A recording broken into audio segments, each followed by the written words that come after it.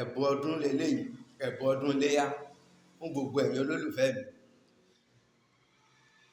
Ẹ̀bùn ọdún iléyá ni, ọ̀fẹ́ lolúwa fi fún mi, ọ̀fẹ́ náà ni màá fi fún yín. Ẹ ṣé kẹfì wá owó pàápàá. Ó tiẹ̀ dá fún àwa tí a fẹ́ pa ẹran lọ́la, ẹni pa màálù, ẹni pa iṣẹ́ owó kíákíá leléyìí, àsìjẹ owó kíákíá. Kí lẹ máa bá mi wá? Ẹ bá mi wá ahọ́n màálù, complete ahọ́n màálù, ẹ bá ń gé sí ọ̀nà 16.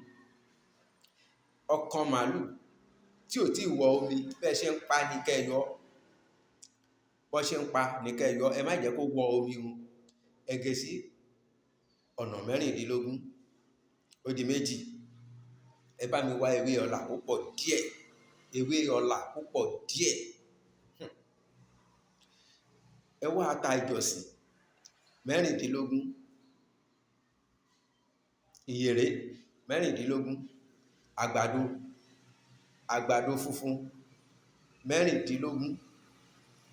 Ẹ wá lọ̀ kó kúnná dáadáa, ẹ lọ̀ kó kúnná dáadáa, lúbúlúbú, kó di powder. Ewé sẹ́fúnsẹ́fún, ewé ṣawérépèpè àti ewé àánú, ewé ajé, ẹ lọ̀ kó kúnná mọ́. Ẹ lè lo gbígbẹ, ẹ lè lo tútù. Ẹ wá sè ní lépo níyọ̀, ẹ sè ní lépo níyọ̀, ẹ sọ̀kalẹ̀ sórí òṣùká. Ẹ bá mi wá hard currency tẹ́ fẹ́, kò bá jẹ́ náírà, kò bá jẹ́ dọ́là. Tẹ́ bá ti fẹ́ jẹ inú yàrá àbí inú kòjì, ibi tí àwọn èèyàn ti ní wá máa wò yín tàbí disturb yín. Tẹ́ bá ti ń jẹ, bí èèyàn bá pè yín, ẹ má dáhùn, ẹ má dá èèyàn kankan lóhùn títí ẹ fi jẹ tán. Owó yẹn tó jẹ́ owó tó high jù, ẹ dì sọ́wọ́ òsì, ẹ fi ọ̀tún jẹ gbogbo nǹkan tẹ́ máa jẹ, ẹ kó jẹ pátá.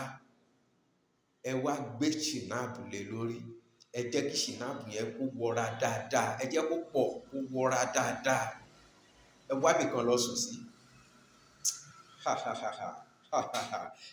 Tẹ́ bá jí padà sáyé,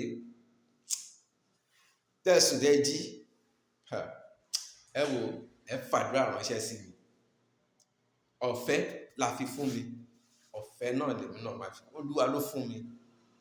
Ẹ jàǹfààní ẹ̀fọ́dún iléyá. Èmi tí ń tòótọ́ Ọláwálé ọmọ Ewéjẹ́bú sọ wípé títí dìgbà míì la ó tún pàdé, ẹ̀yin ní ìmọ̀ bá, èmi lẹ́wọ̀n rí. Ẹ má gbàgbé láti like, comment, share, ẹ subscribe to my YouTube channel. Ire o, lẹ́yìn ọdún, mo mọ̀ pé ẹ máa dúpẹ́.